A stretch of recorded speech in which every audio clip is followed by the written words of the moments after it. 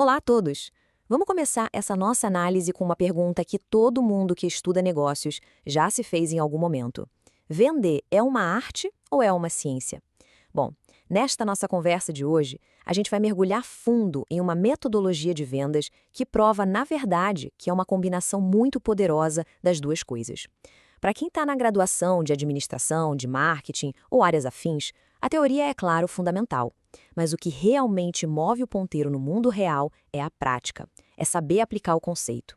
O nosso grande objetivo aqui é exatamente esse: desconstruir essa teoria passo a passo e transformá-la em ação.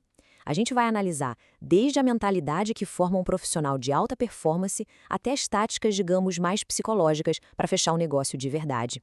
Vamos descobrir como esses passos se aplicam não só no mundo das vendas, mas em qualquer situação da nossa vida profissional e acadêmica, onde a persuasão, a capacidade de comunicar uma ideia de forma clara e convincente é a chave para o sucesso.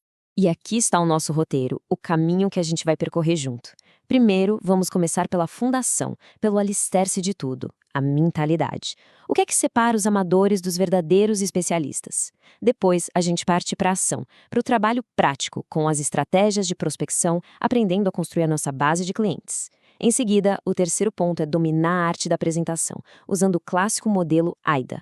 Na quarta parte, vamos aprender a construir um pitch, uma mensagem que realmente engaja e convence. E por fim, a gente chega no momento decisivo, as técnicas para negociar e fechar a venda. Cada uma dessas etapas é um degrau essencial. Então, vamos começar. Seção 1. Fundamentos do vendedor especialista. Olha, antes de qualquer técnica, de qualquer roteiro, a gente precisa falar sobre a base, o alicerce. Porque o primeiro passo desta metodologia não é uma ação, não é algo que se faz, mas sim uma decisão. É uma mudança fundamental de mentalidade, de mindset. É a gente compreender que o sucesso em vendas, e honestamente em qualquer carreira, começa com investimento em si mesmo. É uma escolha pessoal. Então, o que exatamente define um vendedor especialista? Vamos fazer uma analogia que ajuda muito a entender. Pensem em um atleta de alta performance, um campeão olímpico. Ninguém chega nesse nível por acaso, certo? É fruto de uma escolha diária. A escolha de treinar, de estudar os adversários, de aprimorar a técnica, de cuidar da alimentação, do sono. O mesmo, exatamente o mesmo, vale aqui. Um vendedor especialista é aquele que escolhe ativamente estudar o mercado, aprimorar a comunicação, entender a fundo a psicologia do cliente, dominar o produto. É a diferença fundamental entre tratar vendas como um simples emprego, um bico, e tratar como uma profissão, que exige estudo, dedicação e maestria. Agora, essa citação aqui expande o conceito de uma forma brilhante. Um verdadeiro especialista não é aquele que acumula conhecimento só para si, que guarda os segredos às 7 chaves. Pelo contrário, ele se torna um líder multiplicador. O que isso quer dizer na prática? Significa que, ao atingir um alto nível de competência, esse profissional começa a ensinar, a treinar, a desenvolver outras pessoas na equipe dele. Pensem nisso do ponto de vista de uma organização. Um profissional com essa mentalidade não gera valor apenas através das próprias vendas. Ele eleva o desempenho de todo o time. Ele se torna um ativo estratégico, um mentor que cria outros campeões. Que empresa não gostaria de ter uma pessoa assim em sua equipe? É um potencial de crescimento exponencial. E o que a gente vê nessa imagem, nessa mesa de reunião, é exatamente o resultado final de todo esse processo. O sucesso que acontece aqui, o contrato que é fechado, não é improviso, não é sorte. Ele é o reflexo de horas e horas de preparação nos bastidores. É o resultado de estudo do produto, do mercado e, principalmente, do cliente que está sentado do outro lado da mesa. Cada argumento que vai ser usado, cada possível objeção que pode surgir, tudo isso já foi antecipado. A seriedade, o foco que a gente percebe nessa cena representa o ápice de um processo de desenvolvimento pessoal e profissional contínuo. É aqui que todo aquele investimento em si mesmo se materializa e se paga. Bom, para fechar essa primeira parte e amarrar as ideias, vamos recapitular os pontos cruciais. Primeiro, a gente viu que a base de tudo é uma mentalidade de crescimento. É a decisão consciente de investir no próprio desenvolvimento. Segundo, ficou claro que a meta não é apenas bater a meta do mês, mas alcançar a excelência, se tornar um verdadeiro especialista, um campeão na área. E terceiro, e talvez o mais importante, a gente descobriu que o especialista transcende a função individual. Ele se torna uma liderança que multiplica conhecimento e eleva todos ao seu redor. Com essa base sólida agora firmada, a gente está pronto para a primeira ação prática do processo: encontrar cliente. Seção 2. Estratégias de prospecção ativa. Muito bem, com a mentalidade correta e a decisão de ser um especialista, vamos para a ação. E no mundo das vendas, a ação primordial, o ponto de partida de tudo, é a prospecção. É a arte e a ciência de encontrar e qualificar potenciais clientes. É simples assim. Sem uma lista de prospects, a melhor técnica de vendas do mundo, o melhor produto, não serve para nada. Essa sessão é sobre como construir essa base de clientes, que é o verdadeiro motor, o coração de qualquer negócio. O material que a gente está analisando nos apresenta duas abordagens bem distintas, que, na verdade, refletem modelos de negócio diferentes. À esquerda temos o que é chamado de vendas ABC.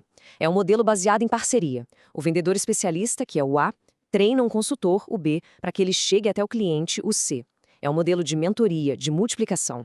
À direita temos as vendas diretas, um modelo mais autônomo, baseado na rede de contatos pessoal de quem está vendendo. São dois caminhos com dinâmicas bem diferentes. O modelo ABC é ótimo para mercados mais complexos, onde essa parceria acelera a entrada. Já as vendas diretas funcionam muito bem para produtos e serviços, onde a rede de confiança pessoal é o principal canal de vendas. Agora, focando um pouco mais no modelo de vendas diretas. De onde vêm os nomes para essa famosa lista? A fonte é o nosso universo social. Começa com um ciclo mais íntimo, claro, parentes e amigos. São as pessoas que, em tese, já confiam na gente. Depois, a gente expande para os conhecidos. E aqui a lista pode ser enorme. Pense nos colegas de trabalho, da faculdade, o pessoal do condomínio, da comunidade da igreja, o time de futebol do fim de semana, os vizinhos. Clientes de trabalhos anteriores também são uma mina de ouro, porque já existe uma relação profissional estabelecida. E, por fim, os chamados contatos frios, que na verdade são aquecidos por indicações de outras pessoas. A lógica aqui é simples: mapear todo o universo social sem deixar ninguém de fora. E aqui, pessoal, a gente chega na regra de ouro da prospecção. É um mantra que precisa ser repetido todos os dias. Não prejulgue ninguém. Essa é talvez a maior armadilha psicológica de todo o processo. É muito fácil, é quase automático, a gente olhar para um nome na lista e pensar: ah, fulano não tem dinheiro para isso, ou ciclano nunca se interessaria por esse tipo de produto. Esse pré-julgamento é um erro estratégico fatal. Por quê? Porque a gente não sabe o momento de vida da pessoa, as necessidades que ela não externa e, principalmente, a gente não sabe quem ela conhece. A instrução é clara: inclua todo mundo. O objetivo nesta fase não é vender, é construir o maior banco de dados possível.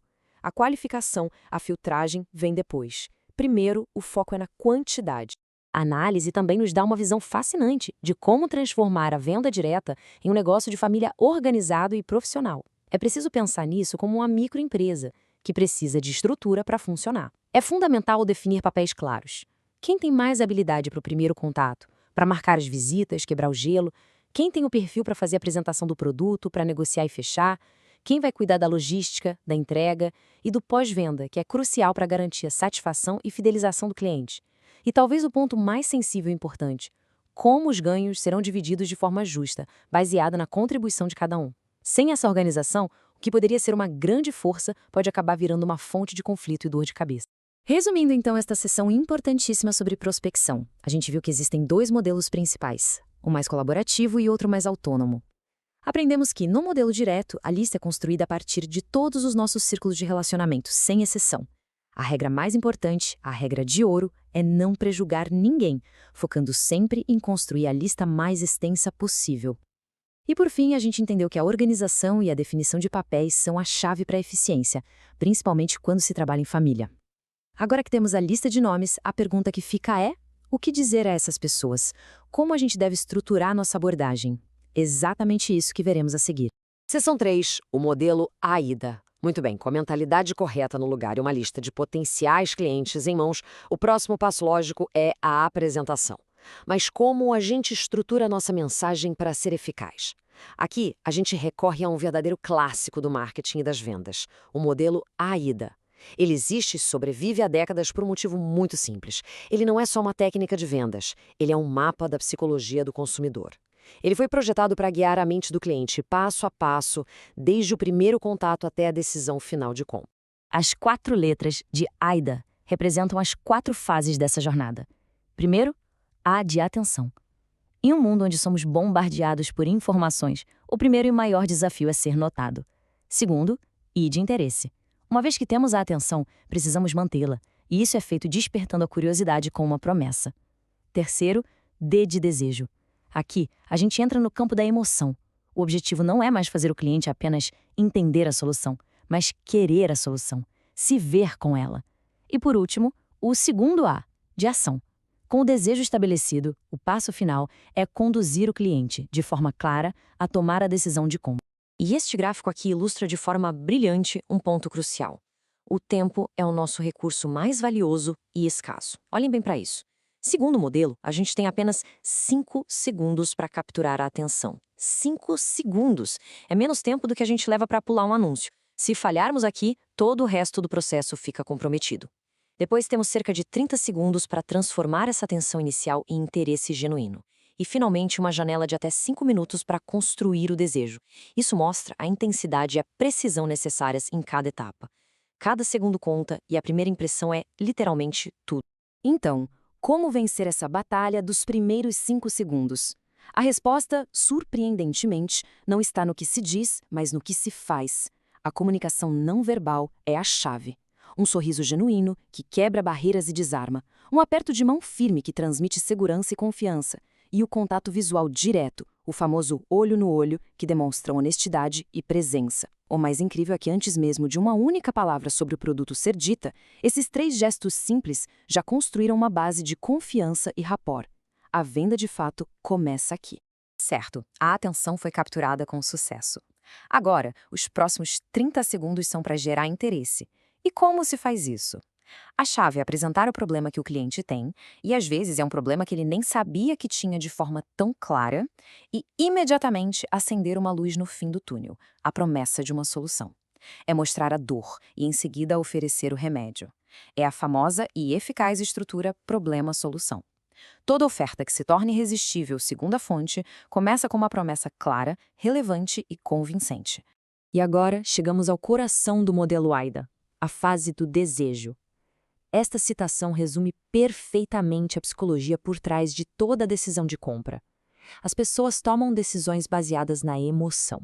A lógica, os dados, as especificações técnicas, tudo isso vem depois, para justificar a decisão emocional que o cérebro já tomou.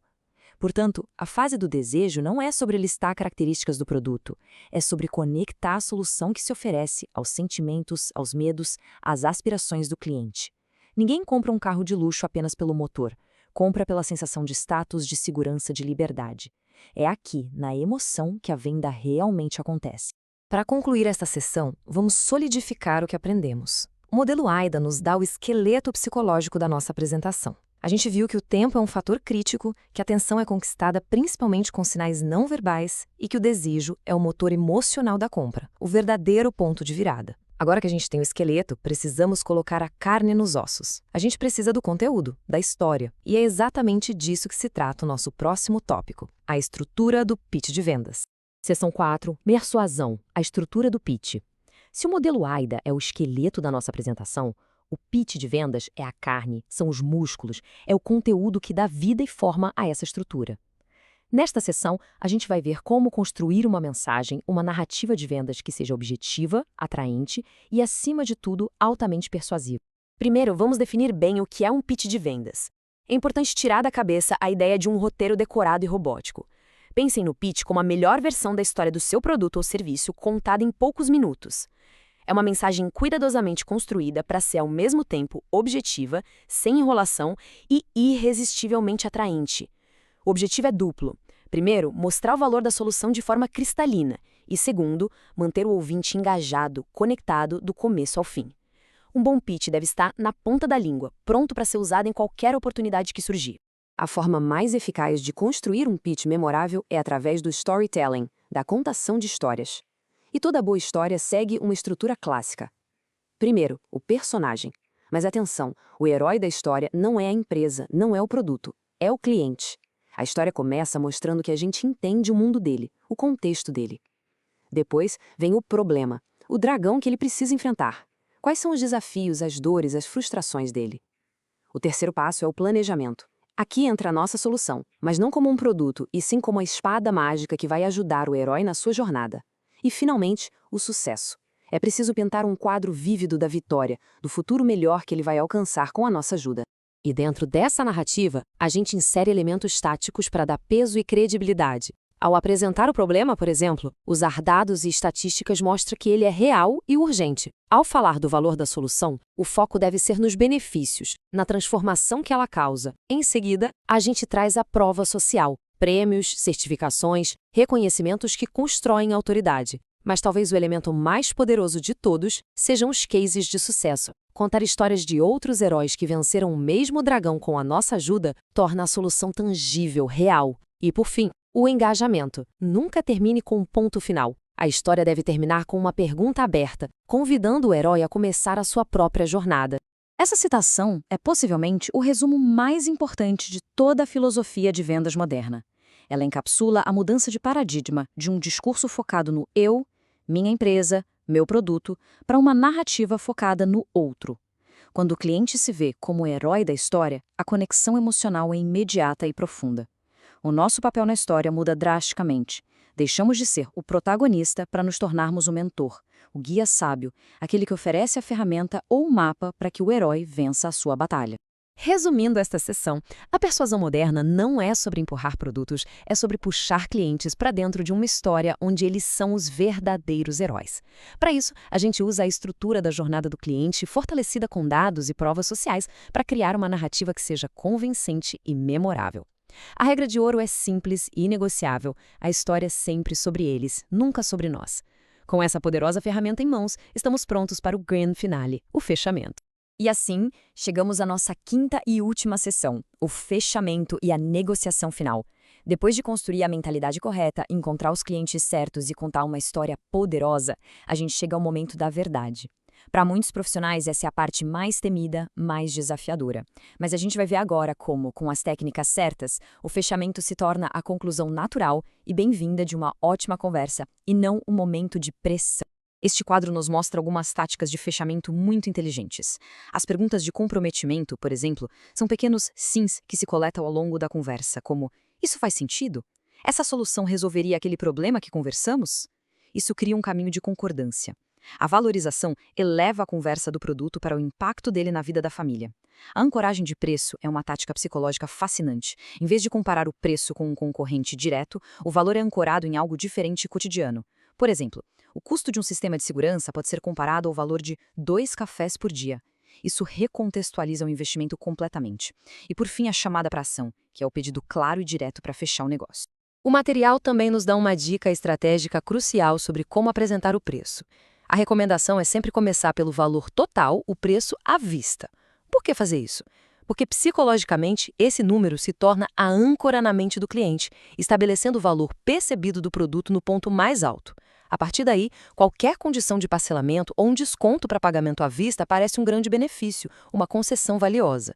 Se a gente começa apresentando o preço da parcela, a percepção de valor já começa lá embaixo e a margem de manobra na negociação diminui drasticamente. É uma tática simples, mas que muda toda a dinâmica da conversa sobre dinheiro. Vamos recapitular os pontos-chave desta última fase do processo. O fechamento não é um ato de pressão, mas sim de condução. Para isso, usamos ferramentas como a ancoragem de preço para construir valor e as perguntas de comprometimento para criar um caminho suave de concordância. E, de forma crucial, a maneira como a oferta é apresentada é uma decisão estratégica, não um detalhe. Dominar essas técnicas e transforma o fechamento, que para muitos é um momento de tensão, em um ato de confiança, a conclusão bem-sucedida de todo o processo que a gente construiu até aqui. E assim, a gente conclui a nossa análise detalhada dessa metodologia de vendas, passando por seus principais passos. Vimos a jornada completa, desde a fundação lá na mentalidade do especialista, até as táticas finais de negociação. Agora, vamos dar um passo atrás para ter uma visão do todo, consolidar todo esse conhecimento e, o mais importante, pensar em como podemos aplicar isso de forma prática, não apenas em vendas, mas na nossa vida profissional e acadêmica como um todo. Vamos fazer uma revisão final de toda essa jornada. Tudo começou com uma escolha interna, a mentalidade de investimento contínuo para se tornar um especialista. Com essa base sólida, aprendemos a construir nossa lista de contatos de forma sistemática e, principalmente, sem prejulgamentos. Em seguida, descobrimos como usar o roteiro psicológico do modelo AIDA para estruturar nossa abordagem de forma inteligente. Preenchemos essa estrutura com o poder do storytelling, criando um pitch que coloca o cliente como o verdadeiro herói da história. E, finalmente, vimos como o fechamento não é um confronto, mas sim uma fase estratégica para guiar o cliente à melhor decisão. Cada passo construindo sobre o anterior, formando um processo completo, coeso e muito poderoso. Para finalizar, fica aqui uma pergunta para reflexão. Pensem um pouco além do contexto de vendas. Qual desses conceitos que a gente discutiu hoje pode ser aplicado, quem sabe amanhã mesmo, para melhorar a comunicação em outros âmbitos da vida? Será que a estrutura AIDA, de atenção, interesse, desejo e ação, não poderia ser usada para organizar uma apresentação de um trabalho acadêmico de forma muito mais impactante? Ou a técnica de storytelling, centrada no cliente, que nesse caso poderia ser um professor avaliador ou um recrutador de uma empresa, para apresentar um projeto de TCC ou para se destacar numa entrevista de emprego? A beleza desses princípios é que eles são, em sua essência, sobre comunicação humana eficaz. Eles nos ensinam a entender o outro, a estruturar uma mensagem e a persuadir de forma ética e inteligente. A aplicação deles vai muito, mas muito além de vender um produto. Muito obrigado pela atenção de todos.